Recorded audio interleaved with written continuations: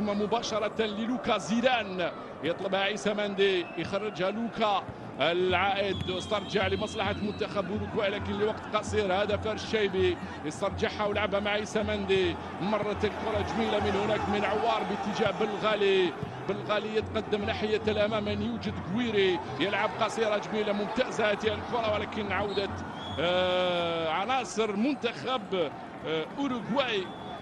وسام عوار، وهذا هو الطاقم الفني للمنتخب الوطني بقيادة فلاديمير بيتكوفيتش في ثاني ودية له بإيطاليا بعد الودية الأولى أمام غواتيمالا.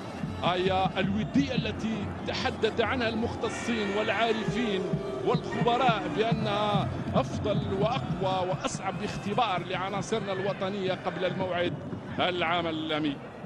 جيليرمو فاريلا يلعب مع أغسطين كانوبيو، والعودة إلى الخلف يتواجد رونالد أروخو، تعرفونه جيدا، مدافع نادي اف سي برشلونة، يدخل مع طبعا فالفيردي ايضا متوسط ميدان نادي ريال مدريد بكل نجوم حاضر منتخب اوروغواي.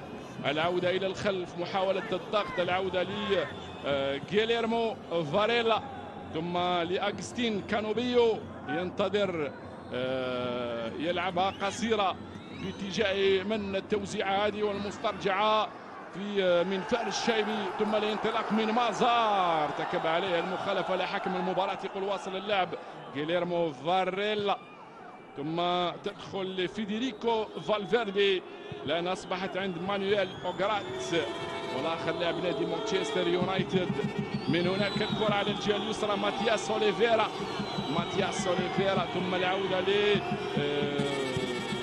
للدفاع دائما أين يتواجد رونالد أروخو، الجهة اليمنى جيليرمو فاريلا، يأتيه فيديريكو فالفيردي يغير الجناح من هناك على الجهة اليسرى، تلعب بسرعة حذرية بالغالي والتغطية الدفاعية من هناك من أمام ماكسيميليانو روخو. الكرة الأولى مباشرة بعد تدخل عيسى مندي إلى الركنية.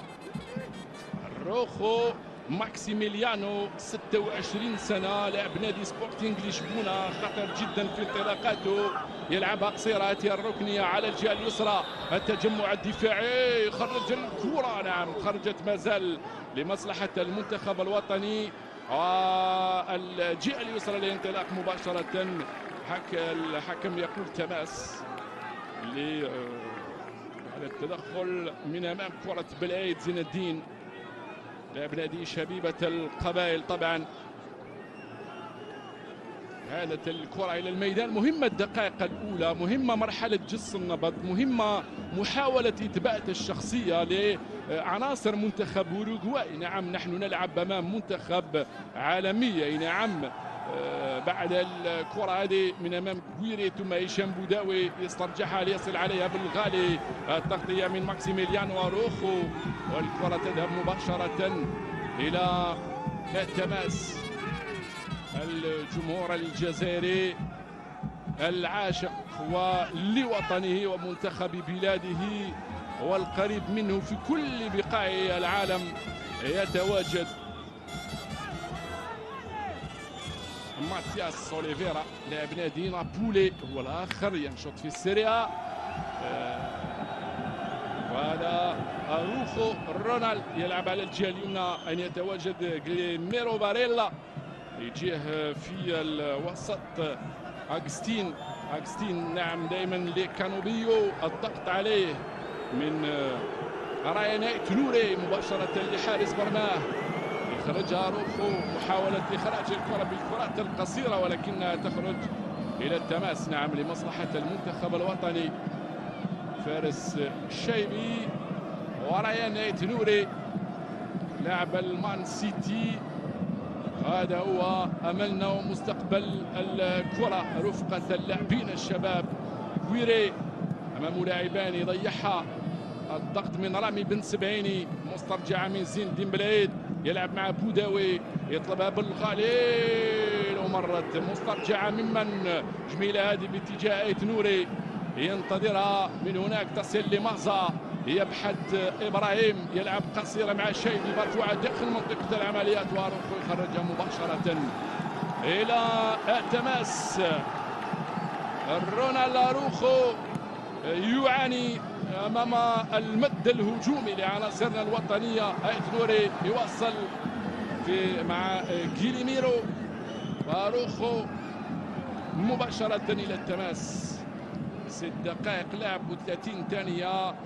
جس النبض تريد القول بانه مهم جدا ان نثبت لمنتخب الاوروغواي، هذا صاحب ال 15 مشاركه عالميه، نعم، وهو المتوج باللقب سنه 1930 وسنه 1950، وامام من الارجنتين والبرازيل، ومتوج بميداليات اولمبيه في 24 و 28. صحيح بانه تراجع، ولكن يبقى بلد كره قدم اخرج عديد النجوم الذين فلاديمير بيتكوفيتش، وتركيز فلاديمير بيتكوفيتش ونظراته وقراءته ودراسته لأطوار هذه المباراة.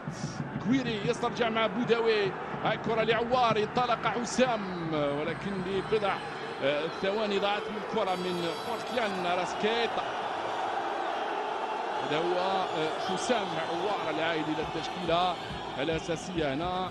هل ارتكب الخطأ من أمام ماكسيميليانو اروخو؟ خطأ من الخلف. بداية إلى غاية اللحظة موفقة، حتى منتخب أوروغواي بدأ يستعيد الأنفاس على الجهة اليسرى، خاصة في الغالي الحذر، نعم، الصعود، لأنه خمسة مدافعين، 3 محوريين.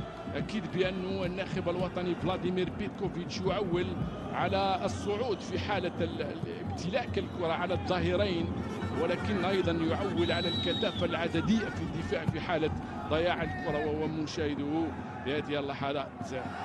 فاريلا يروض هذه الكرة، نادي فلامينغو تدخل الى الوسط من اروخو، ضيع مسترجعه من رامي بن سبعيني، يتقدم رامي، يزيد رامي، من يطلبها حسام عوار، من رامي، صراع بين نجمين، نجم نادي بروسيا دورتموند ونجم نادي اف سي برشلونه. الكره الى الركنيه، وهذا هو حارس المرمى سيرخيو روشي. الركنيه الاولى في المباراه لمصلحه المنتخب الوطني. حسام عوار، ما بالك المباراة عندها 8 دقائق منذ بدأت، أو 9 دقائق في اللي هو حان موعد الهدف الأول، اللي هو موعد هز الشباك، اللي هو موعد تسجيل أول الأهداف. يخرجها الدفاع، عادت لرامي بن سبعيني في التغطية، وهشام بوداوي حذاري من المرتدات، ما زال ساقطا على ارضيه الميدان. تتلعب شاهد عناصر منتخب اوروغواي كيف يواصلون. هل كان متقدما غلق الزاويه ثم اعاده الكره بالعاقب ومسترجعه، يجب الاطمئنان على هشام بوداوي ورامي بن سبعين. نعم، الاطمئنان في اللقطه الاخيره، بدايه قويه في هذه المباراه. نعم، هشام بوداوي ورامي بن سبعيني في الكره الثانيه، وذلك السقوط، نعم، السيء من امام اللاعب ماكسيميليانو اروخو. هشام السقوط، وطبعا ان شاء الله السلامه. ينهض هشام، ينهض بوداوي في مباراته 32 بقميص المنتخب الوطني. رامي بن سبعيني نريد سالما معافى لمواصلة أطوار هذه المباراة تحت أزيج أنصارنا وتحت توجيهات المدرب فلاديمير بيتكوفيتش أو ايتنوري. نعم، لأنه ايتنوري هو الذي سقط في اللقطة الأخيرة. نعم، رامي بن سبعيني استرجعها في الهجمة المرتدة. بيلسا مارسيلو مدرب فريق السيليستي، هكذا يلقب الفريق القادم من امريكا الجنوبيه، الجنوب الشرقي طبعا لامريكا الجنوبيه. المنتخب الذي سبق وان واجهناه بالجزائر وفاز المنتخب الوطني بهدف مقابل 0. هذا هو كيفية الاصطدام والسقوط بين رايان أيت نوري وكذلك هي أثار ضربة واضحة على رايان أيت نوري الذي نتمنى له السلامة. طبعا التحذير والكرسي الاحتياط عليه أن يكون جاهز لأي طارئ، كما هؤلاء لا يتوقفون. عوار حسام متوسط الميدان، فيما هذا صخرة الدفاع بالعيد الذي يدخل اليوم ويريد أن يثبت بأنه هو الآخر من بين اللاعبين الذين يمكن أن يعتمد عليهم بيتكوفيتش. في المباراة الأخيرة كانت تناول كامل العناصر طبعا، وبما أننا فزنا وبسباعية مقابل 0. كرة للوكا في الخلف، ينتظر لوكا سيلعبها مع بلغالي مباشرة. لوكا إخراج الكرة بصفة طويلة باتجاه رامي بن سبعيني، لم يصل على رامي، مسترجعة من عناصر منتخب أوروغواي في العمق. هشام بوداوي يلعب قصيرة مع عوار، ثم مسترجعة جميلة هذه مع كويري بسرعة لمازا. هل يعود إلى الخلف مازا؟ نعم. لا، فضل يلعب الكرة بكيريا كويري. كرة صعبة هذه، كويري وجها لوجه، كويري اللي يسدد من هذه المسافة. الشايبي والكرة لبلغالي.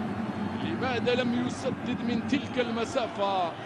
لماذا لم يحاول من تلك المسافة صعود بلغالي على الجهة اليمنى؟ دائما ما يخلق حالة الطوارئ في دفاعات منتخب أوروغواي.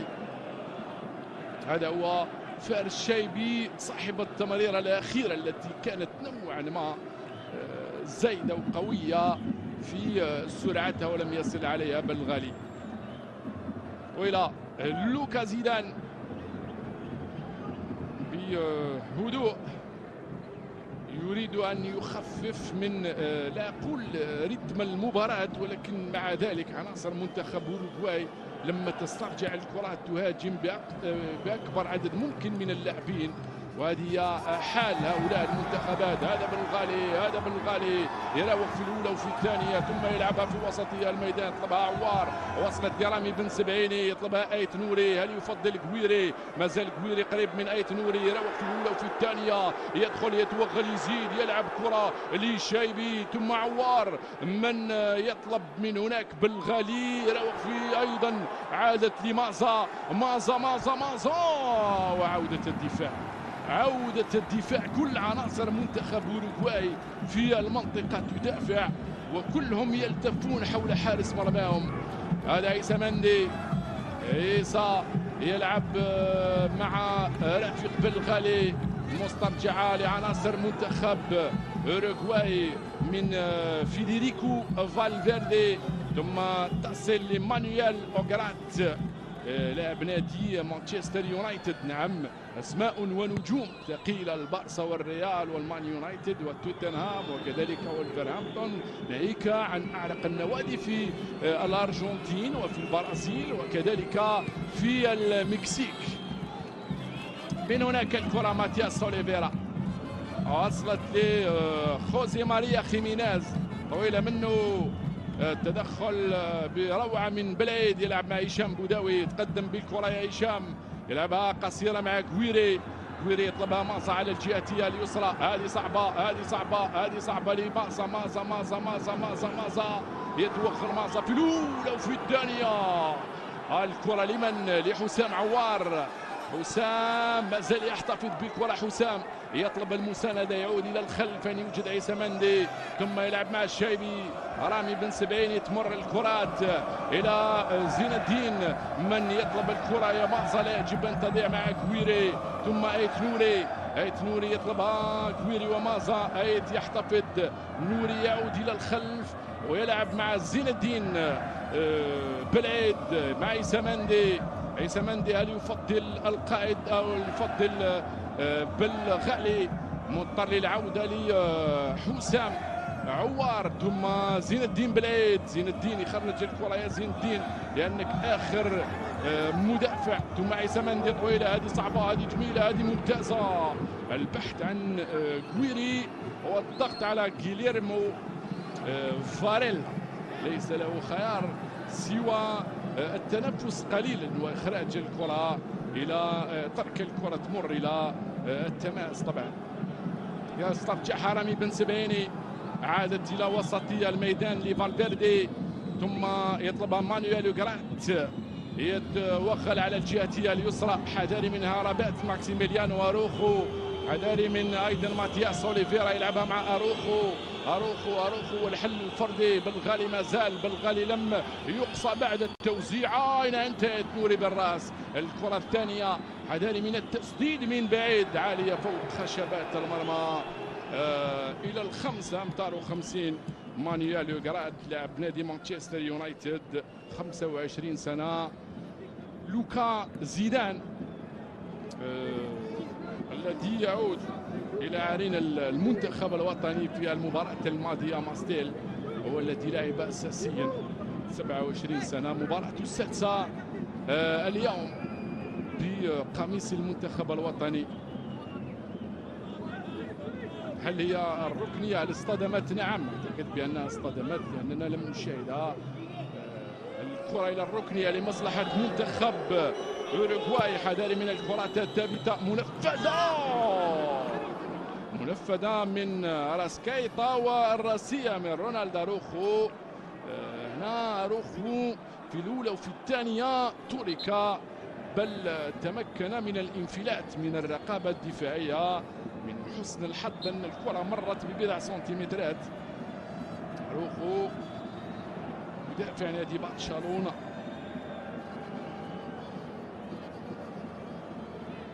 هي الكرة الثابتة هذه شاهدنا لا أقول تهاون، ولكن ذلك فاز بها هذا متوسط الميدان الدفاعي أروخو. ففي المرة المقبلة أمام بن سبعيني وبالعيد ومندي يجب أن يفوز بالكرات العالية. بالغالي مدافع نادي لاس فيرونا، العودة لماتياس اوليفيرا، مرر الكرات لرونالد أروخو ينتظر، يحاول استمالة عناصر منتخبنا الوطني ناحية الأمام، موزعة بشكل جميل إلى غاية اللحظة. من هناك الضغط من حسام عوار، ثم التمريرات القصيرة، حذاري دفاع الخط والاقصاء الخطوط، ما زال واصل يا عيسى، يخرجها شيبي، رائعه منه شيبي على الجهه اليمنى، ثم الضغط عليه والكره تذهب الى الخمسة امتار و50. مانويل يوغرات قال حكم المباراة في اللقطة الأخيرة. طبعا هذا هو حسام عوار. فلاديمير بيتكوفيتش يجرب 3 مدافعين محوريين في مباراة اليوم. لامين كويري العودة موفقة في المباراة الماضية بهدفين. يلعب عيسى من الأحسن إخراج الكرة وعدم ربما الخطأ في هذه، خاصة وأن منتخب أوروغواي يضغط بعدد كبير من اللاعبين وكذلك يدافع بعدد كبير من اللاعبين. سيرخيو شي حارس المرمى يلعب مع رونالد أروخو، تمر مع فالفيردي الأكثر تتويج في المنتخب الأوروغواياني. طبعا نجم ريال مدريد هشام بوداوي هو الآخر نجمنا، هو الآخر يعول على مباراة قوية اليوم وعلى مونديال للتاريخ بالنسبة لعناصرنا الوطنية التي بدأت تدخل منذ مباراة اليوم في أجواء المونديال. المنتخب الأوروغواياني في المجموعة الثامنة إلى جانب منتخبات المملكة العربية السعودية، الراس الأخضر وكذلك إسبانيا. سيستهل مشواره في نهائيات كأس العالم في 15 جوان أمام العربية السعودية، ثم في 21 من الشهر نفسه امام منتخب الراس الاخضر، وينهيها بحوار كبير وقوي في هذه المجموعه امام منتخب لا روخا اسبانيا. ضيع في وسط الميدان، حذاري من اراسكايتا، يلعبها على الجهه اليسرى ماتياس اوليفيرا مضطر للعوده الى الخلف. كل عناصر المنتخب الوطني الان تقريبا تدافع ما عدا امين كويري يبقى في الامام. طبعا هذا شيء طبيعي ومهم جدا انه اول مهاجم يكون اول مدافع في حال ضياع الكره. لعبنا 21 دقيقة، لعب دائما التعادل السلبي 0-0 في المباراة الأولى التي لعبناها تحضيرا لمونديال 2010. المنتخب الوطني سجل في الدقيقة 12 عن طريق رفيق جبور. هذا حسام عوار يطلب المساندة، يلعب مع عيسى مندي من هناك على الجهة اليمنى، وبالأحرى المدافع المحوري الايمن لانه بلغالي هو الذي يلعب في الرواق الايمن. رامي بن سبعيني يلعب مع ايت نوري ريان، يراوغ في الاولى وفي الثانيه، يمر ريان ثم يعود ريان، يحتفظ ريان ويواصل ريان، ولكن يكثر ريان. حكم المباراه يقول واصل اللعب ما فيه ولا شيء في اللقطه الاخيره. التدخل من حسام عوار. ريان ايت نوري اكيد لا يختلف اثنان على امكاناته الفنيه والمهارات وغير ذلك، ولكن في بعض الاحيان وجب لعب الكره في التايمينج اللازم، يعني لا يجب الاكتار ولا يجب التباطؤ والتماطل حتى لا يلحق عليك المدافع ولا تضيع ذلك المجهود. من شايب الكره الى التماس، هذا هو اغسطين كانوبيو، يعود له الكرة في الوسط دائما. رامي بن سبعيني يسترجعها، ريان ايت نوري ويلعبها مع بلايد، وحكم المباراة ماذا يقول؟ تدخل قوي طبعا. هذا اللاعب ماكسيميليانو اروخو الذي ربما أصيب قبل لحظات من طرف عوار، تدخل بقوة في اللقطة الأخيرة. رامي بن سبعيني يتحصل على المخالفة هو الآخر. كذا هي الكرة في أمريكا الجنوبية، التدخلات القوية، اللعب الفردي، اللعب كانوبيو، يعود له الكرة في الوسط دائما. رامي بن سبعيني يسترجعها، ريان ايت نوري ويلعبها مع بلايد، وحكم المباراة ماذا يقول؟ تدخل قوي طبعا. هذا اللاعب ماكسيميليانو اروخو الذي ربما أصيب قبل لحظات من طرف عوار، تدخل بقوة في اللقطة الأخيرة. رامي بن سبعيني يتحصل على المخالفة هو الآخر.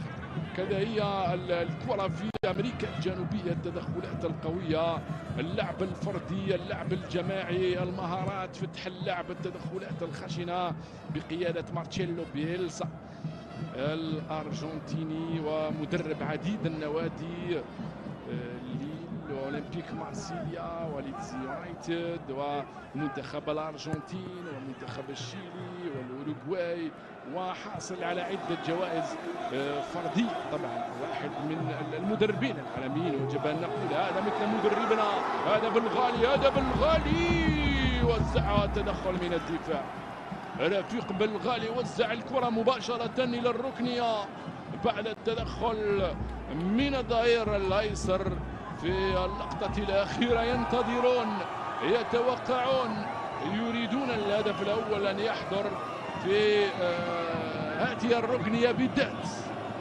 يلا يا فارس يا شيبي، خاصة بصعود مندي وعيسى بن سبعيني. لا ننسى التغطية الدفاعية، أصحاب القامات الطويلة بما فيها الهداف أمين كويري. الكرة الثابتة هي أيضا قد تكون سلاح المنتخب الوطني، وقد تكون من بين الحلول المرفوعة داخل المنطقة الرأسية، والمتابعة مباشرة إلى 55 بالعيد زين الدين وكذلك عيسى مندي. صعد هنا الرأسية من رامي بن سبعيني، لم يلمسها جيدا بالعيد فمرت برامي بن سبعيني. المخرج لم يتابع من لعب الكرة رأسه ورامي بن سبعين وليس عيسى مندي. أروخو رونالد.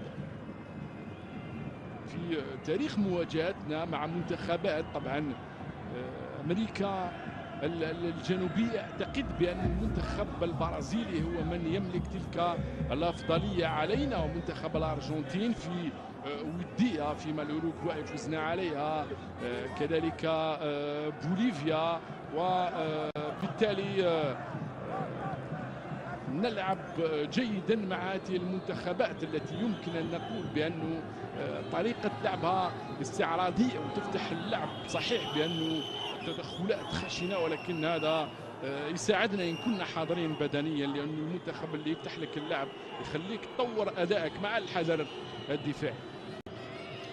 في وسط الميدان لمانويل يوغرات، من يطلبها عليه الكرة هذه بعيدة على أغسطين كانوبيو، مهاجم نادي فلومينينسي صاحب 28 سنة. وهذا ماكسيميليانو أروخو. من الكرات دائما قلنا أن لما تغيب عليك الحلول خرج الكرة إلى التماس أو خرجها بهذه الطريقة ناحية الأمام. أمين كويري يلعب أمين، لعبنا 27 دقيقة دائما اللعب، دائما التعادل 0-0. غيليرمو فاريلا يلعب مع أغسطين كانوبيو، يلعب ساقط على أرضية الميدان هو أراسكايطا، ثم تدخل لفالفيردي، حذري منه على الجهة اليمنى، التوزيعة هذه خرجها رامي بن سبعيني إلى الركنية من هناك.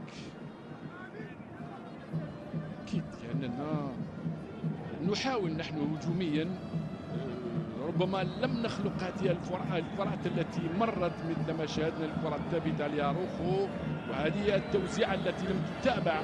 طبعا من حسن حظنا نتحكم في الكرة في الأمام، ولكن يجب أن نركز أكثر، مثل ما نركز في الدفاع. نلعب مع أرمادة هجومية في مباراة ستكون سجالا ومفتوحة على كل الاحتمالات، ويستمتع من دون شك بهذا الجمهور الحاضر. ضربة لاعبين من امام اربعه، الرقابه اللصيقه، صعود اروخو صاحب الراسيه، وتدخل من الحكم الايطالي لوكا بايريتو 41 سنه، حكم السيري A منذ سنه 2013. مرفوعه الكره هذه، اصحاب القامات الطويله، يخرج لوكا بثقته الكبار، ينقض على الكره هذه ويلعب بسرعه من هناك. هاي كره لغويري، هاي كره لغويري، وبالغالي ينتظر على الجهه اليمنى، عنده حل. بالغالي في الاولى، يا غالي ارفع الكره يا بالغالي، ينتظر يجيه من عوار، ولكنه ضيعها يا بالغالي. يعني ذلك المجهود البدني والانطلاقه السريعه، ولو ان الكره وصلت في الخلف، يجب ان نقول هذا تمريرها لم يكن باتجاه الامام. لما يكون لاعب في سرعه عاليه يجب ان تمنح له الكره بعيده عليه ولو بنصف متر او بمتر، حتى انه مع السرعه يلحق عليها وياخذها وليس يتاخر ليسترجعها. ماتياس اوليفيرا يلعب مع رونالد اروخو. بدأت تسعب الحلول في المباراة على الفريقين. تدخل لأروخو، الضغط من غويري إلى حارس مرماه ماتياس اوليفيرا مدافع نادي نابل، يلعبها مع ماكسيميليانو اروخو، طويلة باتجاه الأمام، مسترجعة من رايان هايت نوري، ثم رامي بن سبعيني بخبرة وبتجربة يتحصل على الخطأ، وكذلك الاعتداء من أغسطين كانوبيو. رامي كان قادر ينافس على الكرة هذه ويخليها يعني بينهما، ولكنه فضل الحل الأفضل الذي يمنح له الكرة من مخالفة. هذه جميلة، هذه لمازا، ثم من هناك ضاعت على غويري. مين حكم المباراة يقول بأن الكرة لعناصر منتخب أوروغواي، ماذا هو يشرح. هاي الكرة هنا بين غويري اصطدمت فيه. نعم كرة لعبها كويري اصطدمت بلاعب منتخب أوروغواي واصطدمت ب حكم المباراة. هذه حالة تحكيمية. المدرب او الحكم قدر بأن الكرة اتته من لاعب منتخب أوروغواي، لذلك رجع له الكرة، وفي الحقيقة انه للعب الكرة هي اصطدمت فقط بلاعب منتخب أوروغواي وذهبت عند الحكم، لذلك احتج كويري. الى الخلف نصف ساعة لعب مشاهدينا متابعينا الكرام بأليانز ستاديوم بمدينة تورينو. هذه الودية بين منتخبي الجزائر وأوروغواي تحضيرا لمونديال 2026 بعد حوالي شهرين من الآن. منتخب يحضر لمجموعة تضم الأرجنتين حامل اللقب، الأردن والنمسا والمنتخبنا الوطني، وفي المجموعة السابعة طبعا، ومنتخب يحضر فيها للمجموعة الثامنة التي يتواجد فيها منتخب المملكة العربية السعودية ومنتخب الراس الأخضر بالإضافة إلى منتخب إسبانيا. تدخلات كثيرة من الحكم لوكا هذا الإيطالي. العودة في وسط الميدان، مسترجعة هذه ممتازة من عوار يلعبها باتجاه الأمام. عوار ورأتك يجب أن تكون مليمترية. الخروج من لوكا زيدان يصل على الكرة، لوكا يتريد بالغالي ربما في أفضل مكان أم أنه يلعبها ناحية الأمام، بل يلعب مع رامي، يروض رامي مضطر للعودة لبالعيد، ثم مع لوكا محاولة استمالة عناصر منتخب أوروغواي. 1 2 3 فيفا الجزائر، 1 2 3 فيفا الجزائر، 1 2 3 فيفا الجزائر.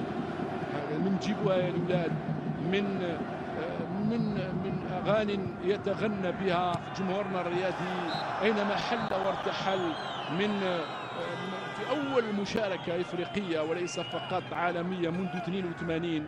من مبروك علينا الى غايه 1 2 3 فيفا الجزائر، وعديد الاغاني التي تتغنى بحبنا للجزائر ولمنتخبنا الوطني. هذا المنتخب الذي يجتهد ويحاول وينافس بنزاهة، هذا المنتخب الذي بكل روح رياضية يلعب البطولات ويتوج بها فيخلدها التاريخ، مثلما خلد مشاركاته المونديالية الأربعة في 82 وال86 و2010 و2014، مثلما خلد تتويجاته بكأس أفريقيا سنة 90 بقدم وجاني، وسنة 2019 بقدم بونجاح. فهكذا التاريخ لما تتوج باللقب وتلعب المباراة النهائية وتتوج سيكتب لك التاريخ بأن فلان سجل هدف الفوز وفلان سجل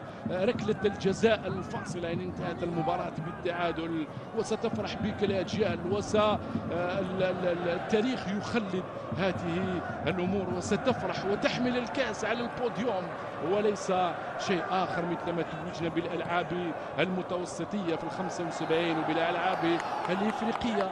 التاريخ خلد مشاهدينا متابعينا الكرام قبل 11 دقيقة عن نهاية الوقت الرسمي لهذا الشوط الأول.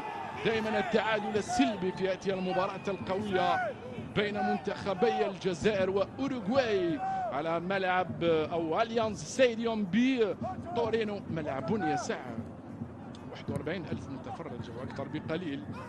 ملعب شفت فيه نادي جوفنتوس طبعا عنده أنصار هنا، النوادي الإيطالية سواء AC ميلان أو إنتر ميلان أو جوفنتوس أو غيرها من أو نابولي أو غيرها من النوادي العريقة عندها أيضا مناصرين ومتابعين. بالتالي هذا الملعب الذي فتح سنة 2012. كرة لبالعيد، زين الدين يلعب مع حسام عوار، حذري هنا من المغامرة يا بالعيد. الكرة لشيبي فارس، من يطلبها عيسى مندي، يفضل حارس المرمى لوكا زيدان، ثم بالعيد يتقدم ناحية الأمام لمندي، بسرعه مع بوداوي. بالغالي يلعب بسرعه مع عندي هو الاخر. حتى عناصر منتخب اوروغواي منتشره جيدا، تحس بانه منتخب كيف لا، وهو الذي قدم بعد ودية ومبلي امام منتخب انجلترا وفرض تعادلا ايجابيا هناك بهدف مقابل هدف فالفيردي من ركله جزاء في اللحظات الاخيره. وبالغالي يصارع على الكره في اللقطه الاخيره يجب. قلت بانه هذا اللاعب ماكسيميليانو اروخو قبل لحظات اصبح يلعب بطريقه خشنه نوعا ما.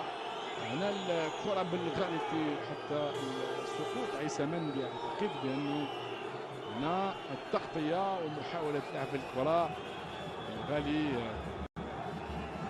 يقول الحكم الايطالي لوكا بايرتو لغايه اللحظه المباراه خاليه من البطاقات الصفراء، ونتمنى ان تستمر هكذا، ونتمنى ان يتواصل هكذا اللعب بروح رياضيه. كل المتابعين وكل المختصين يدركون بانها سجال بين منتخبين كبيرين، بين منتخبين كل منتخب بامكانه الفوز بادوارها، وحتى انه يمكن ان هاي البطاقة الصفراء الأولى التي منحها حكم المباراة بالغالب.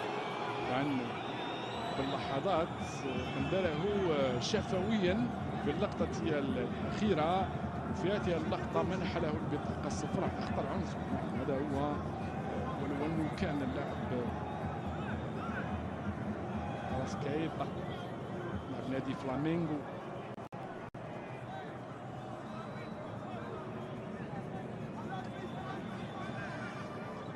غويري يعود لمساندة الزملاء قبل 7 دقائق عن نهاية الوقت الرسمي لهذا الشوط الأول. دائما 0-0. لوكا زيدان دخل في المباراة في عديد الكرات وفي عديد المحاولات، كان حاضرا ومركزا على أن يواصل على نفس المنوال. أروخو دائما يصعد، مدافع نادي برشلونة، محاولة منه شفناش اللاعب فيناس فيدريكو برقم 19 اليوم هو رأس الحربة، حذاري منه خرج الدفاع. غويري العودة لم تكن هكذا فقط، وإنما بعد الكرة الثانية، الكرات الثابتة، الضغط من غويري على حارس المرمى سيرخيو روشي يخرجها على الجهة اليمنى، ثم رامي باتجاه الأمام. قص أداء المنتخب الوطني خاصة في الحفاظ على الكرة في وسطي الميدان، بالتالي خط الوسط المتواجد فيه هشام بوداوي وفيه حسام عوار وكذلك مازا. بعد هذه الكرة عودة هشام، ثم العودة الموفقة من هناك دائما لحسام، دعت لحسام الضغط من هناك طبعا لمصلحة منتخب أوروغواي الذي يعود على فترات، ولو شاهدنا نسبة استحواذ على الكرة، تفوق طفيف لمنتخبنا الوطني. هذا مازا ماذا قال حكم المباراة؟ ماذا قال حكم المباراة؟ هل لمس الكرة بيده مازا في اللقطة الأخيرة؟ مازا إبراهيم جاهد الصراعات، حذاري من فالفيردي. هذه الكرة من فالفيردي، حذاري منه يروح في الأولى وفي الثانية، التسديدة في الثالثة، ثم تمر لفيناس فيدريكو يحتفظ، يعود إلى الخلف، يبحثون، حذاري،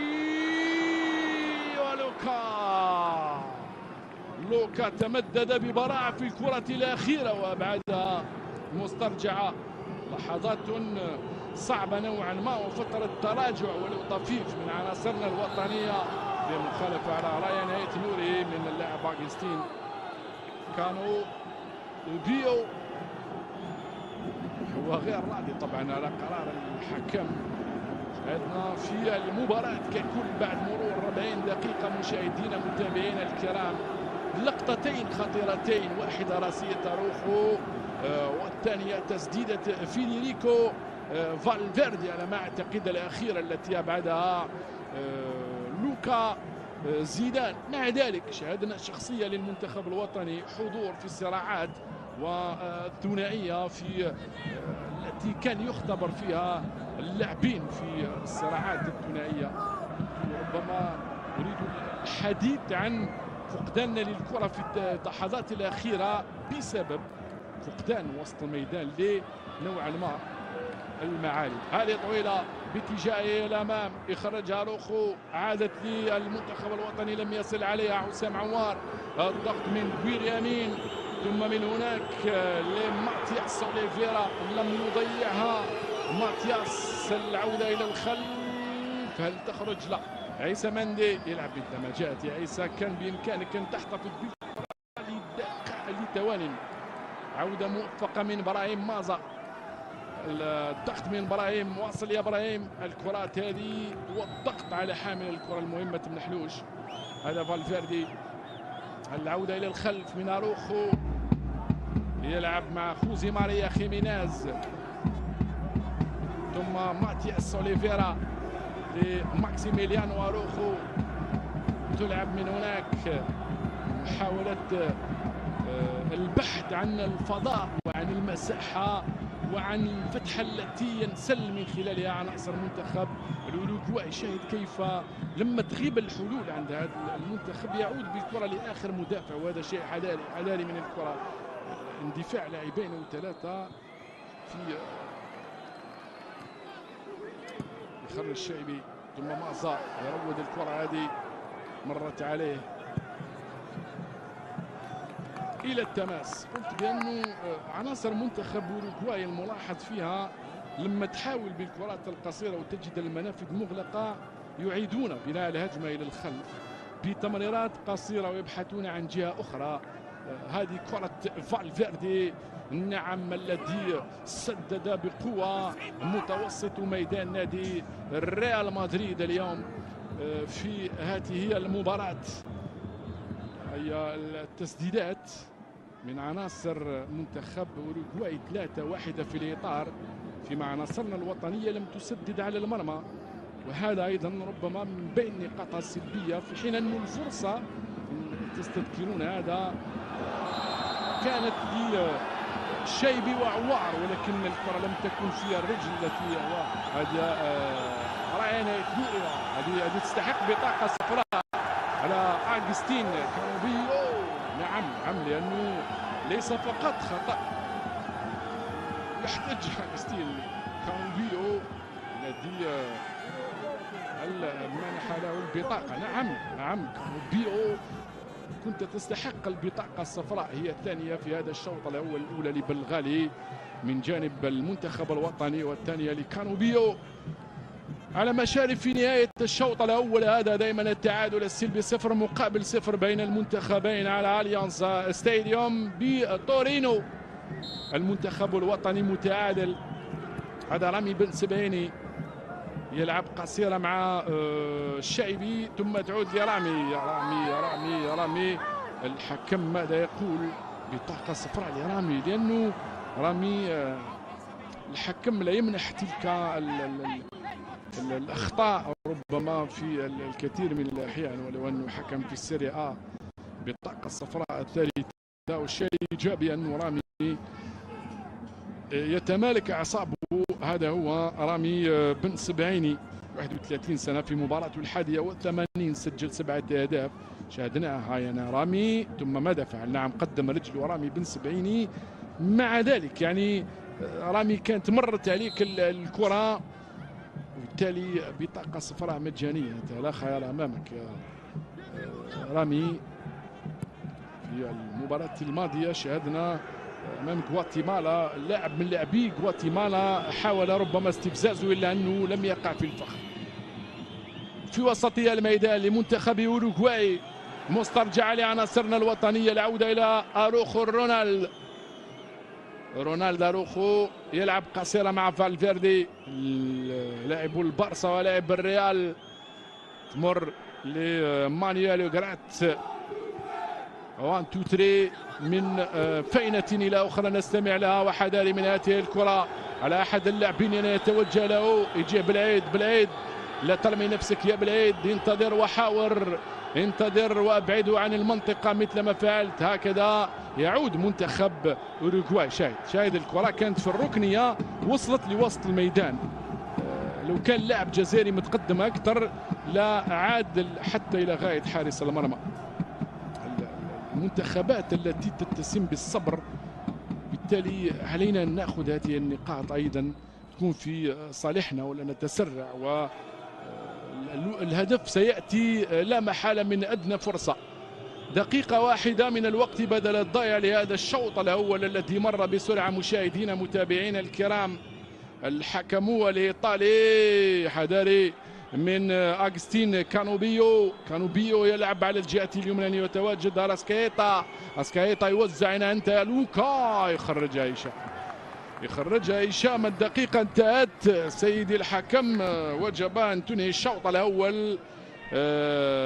هاي الهجمة المرتدة اللي كان وراءها كانوبيو خطر جدا، لعب مع راسكايتا وزعها، وهشام بوداوي في المكان والزمان اللازمين. هل انهى الشوط الاول قبل ان تنفذ الركنيه؟ نعم مشاهدينا، ام ماذا؟ لا، ما زال كنا نشاهد ملامح اللاعبين وكانهم يتجهون لغرف الملابس. لا، يصر على تنفيذ الركنيه، في تنفيذها فالفيردي، حذاري من اروخو ومن كانوبيو. الكرة الثابتة هذه عناصرنا الوطنية، أين أنت يا لوكا؟ بقبضة اليدين فعلا أفضل ما فعلت. واللحظة ينهي الحكم الإيطالي لوكا بايريتو أطوار هذا الشوط الأول على وقع التعادل السلبي 0-0 في شوط أول. طبعا فيه وعليه شاهدنا شخصية لعناصرنا الوطنية أمام منتخب محترم جدا.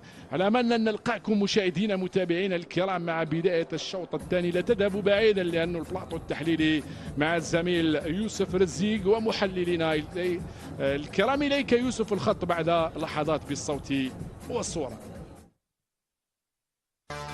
هذه المباراة برعاية